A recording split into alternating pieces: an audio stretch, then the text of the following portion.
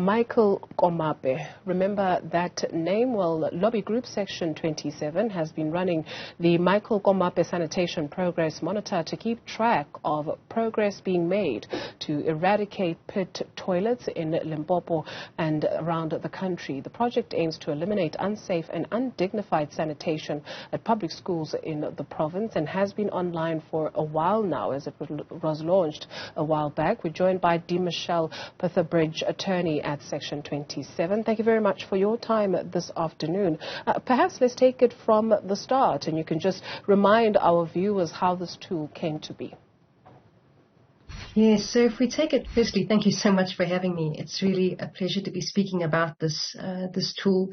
As folks may actually remember, in 2014, as you had mentioned, young Michael Komape was just 5 years old when he drowned in a pit toilet in a public school in Limpopo on his first day of school. And Section 27 had represented the Michael Komape family in a court case. And in that judgment that came out in 2018, the judge said that as part of the relief, he wants the Limpopo Department of Education to come up with plans to completely eradicate pit toilets from all public schools in Limpopo. The department did come up with plans, but they were completely unacceptable. And they basically said to us in 2018 that pit latrines would only be eradicated in 2030. And we had a host of other big data problems in any event with the plans, but this was one of the biggest concerns. And so we went back to court and we said it's not acceptable and we need much better data. And so in September 2021, the court agreed with us and sent the Limpopo Department of Education back and said, come up with better plans, better timeframes. We want to see very, very specific information about what exactly you're going to do, how you're going to prioritize schools, and the new deadlines. And so this plan was delivered to us in December 2021, which was a huge improvement to what we'd seen before. And as part of the court order, the department is supposed to update us every 6 months with progress reports on how it's implementing that plan. And as you can imagine, I mean, there are over 3,000 schools in Limpopo. The kind of data we're getting is just huge amounts of data, and it became really important for us to put this in a format that we could understand, something that was visual, something that could show us progress. But we also wanted the community and civil society to have access to this information. And this is what brought about the tool. And it's going to be updated every 6 months with new data that the department gives us as well. And we're hoping that this will be a good mechanism of accountability, because as it stands, there is no other tool like this that actually shows exactly what's going on with Limpopo schools and pit toilets. Okay, let's get into it, because you've got the priority schools, right? So the Department of Education in Limpopo categorizing the schools into 3 tiers. We start with priority 1 schools. Let's take a look at that, because it reads basic pit toilets should have been, I wonder if you can bring that up for our viewers, should have been eradicated from schools by the 31st of November 2016. But in 2021, December, hundreds of Limpopo schools still had pit toilets as their only form of sanitation. Come March 2023, what's going on? Yeah, so March 2023 was the deadline they had given themselves. So your P1 schools were schools that were the most urgent. This is how the department had, categorized them, P1, P2, P3. P1 were schools that only had plain pit toilets and no other form of sanitation. And you can see there were 363 in terms of the department's plans. They'd said to us by March this year, they'd be completely eradicated. And it's one of our biggest concerns, because we've just received the newest report that said this is only going to happen at the end of this year. So it's difficult to know why exactly the delay is happening. One of our worries is that the numbers are changing. The time frame has now changed. When the department first told us about these P1 schools and its plan to have them fixed by the end of this year, they said all those schools will get mobile toilets because they have no other form of safe sanitation. So we know that for as long as they haven't fixed these schools, they will also need mobile toilets. And those toilets cost 4,500 Rand a month. So to continue with mobile toilets, we know that their budget is decreasing as well. So we have some worries. We know that implementing agents are a problem as well. They've had problems with that. But we are concerned that they've shifted this time frame and there's a possibility that they may not make it. Sure. 4,000 Rand for mobile toilets a month. So on this tool, you've also got that, right? So where you show temporary mobile toilets. I wonder if we can bring that board up. The 363 schools with pit toilets only should have received temporary mobile chemical toilets at the beginning of the 2022 school year.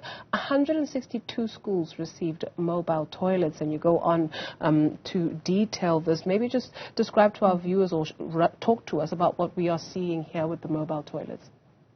Yes, so they had told us initially that all these P1 schools with the toilets only would receive mobile toilets. And so we actually did a verification exercise, and we started phoning schools and saying, look, do you have mobile toilets? And at the same time, we looked at the data that the department was giving us. So based on the data, you can see that they break it down into how many high schools needed, how many primary schools needed, and then how many actually received. And then they gave us other data on how many schools no longer needed toilets because they had been fixed, and then schools that had also closed or merged or been relocated, so they also didn't need mobile toilets. But unfortunately, at the very last section, you can see that there are some schools where they give us numbers, but they just haven't given us details on these schools. So there's just no information provided. And what was particularly worrying is that when this started, like I said, we had started a verification exercise and phoned. And you'll see that there is a link here with where we had concerns. And that's because in our verification exercise, it was clear that despite the department's numbers, mobile toilets were not provided to all schools, which was really a crisis.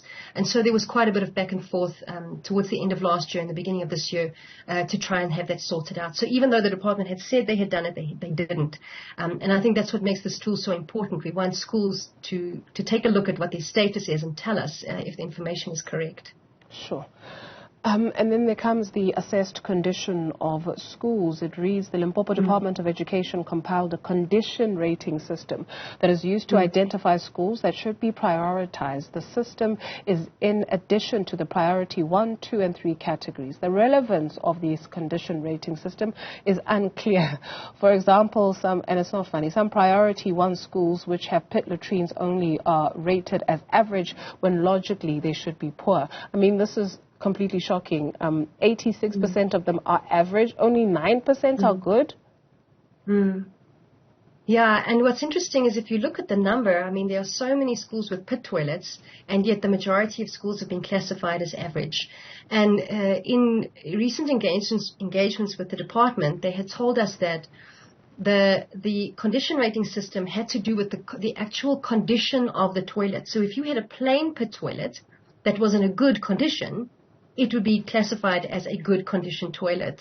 The fact that it was a plain pit toilet had nothing to do with this particular rating system, and that's why we weren't really sure why this was relevant at all, because surely you shouldn't be looking at the condition of the toilet, but the toilet itself, a pit toilet, should be seen as something that's completely inadequate.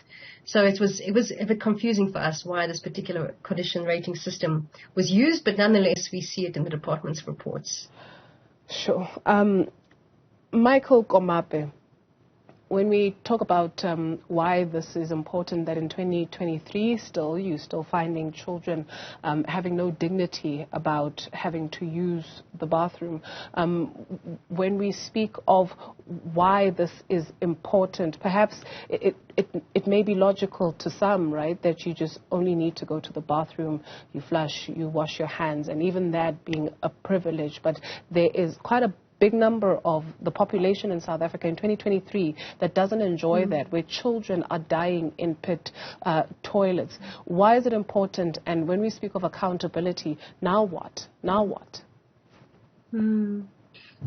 It's really important because I think exactly as you say, a huge percentage of our population is still using pit toilets. We see a large percentage of schools still using it.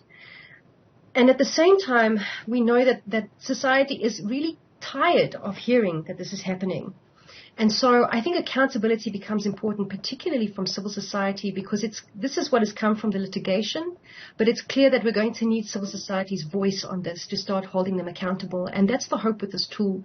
We've asked for improvements on the tool that will come up by the end of next week, where the public will be able to actually verify what's happening at their schools. And you'll see that as a function on the tool. You can actually do a school search, go and find your school, look at the sanitation status, and then you can let us know whether or not this is in fact what's happening at your school. So I think accountability is going to have to start coming from the grassroots level now, because as I said, litigation is only one mechanism. This is how far it's gotten us. There's good data, but we're going to have the voices of civil society starting to speak out about this, because as you say, learners are still dying, and every single day that there is a pit toilet on a school premises, there is a risk that a child will die the same way that Michael Komape did. So it's affecting dignity on a daily basis. It's affecting health and safety and security on a daily basis. And I think that's what makes it so scary, that it's really a risk of death every single day. And so we really do need to ramp up that accountability. Yeah. Just maybe finally for us, because you had census also released yesterday, are you working in collaboration or in conjunction, or are you touching each other with Statistics South Africa? Do you mean with the tool and like yes. In terms of sharing the data, yeah. Because I mean, with census, it's that cute little fact sheet you go to find information about a particular country. Yeah. But I think it's also important for us to keep in mind that it could be you, it could be myself, you know, it could be a family member that is exposed to this. And so is this something that we should be seeing going on a national level to keep it at the top of our minds where we're sensitized? So firstly, we only have the data that the Limpopo Department of Education have given to us. So we haven't interwoven other statistics like what we can see from Stats SA. This is purely what the department is giving us so that we can hold the department directly accountable for these numbers. Seeing this on a national level would be the ideal situation. What we discovered with the Limpopo case is that the data is of a bad quality. And through this case, the department was forced to do verification exercises that were really intensive and had to be accurate because the court demanded it, and we wanted to see those numbers. And our worry is that there are provinces where data is not right, that the number of schools is incorrect, that the amount of learners who are struggling with pit toilets is incorrect. So if we could have the same kind of accountability at a national level, I think it would really assist in eradicating pit toilets across the country. We have been in engagements with the National Department on the practicability of having a national plan. Unfortunately, it looks like it's not something that they see completely feasible at this point, but we are still in engagements with them. But I think it would be incredibly important, if we want to get this problem sorted out once and for all, that we have excellent data on all the provinces, and that provinces be obliged to tell us what their progress is like with pit toilets. Demichelle, thank you very much for your contribution this afternoon. Demichelle Petherbridge, attorney at Section 27.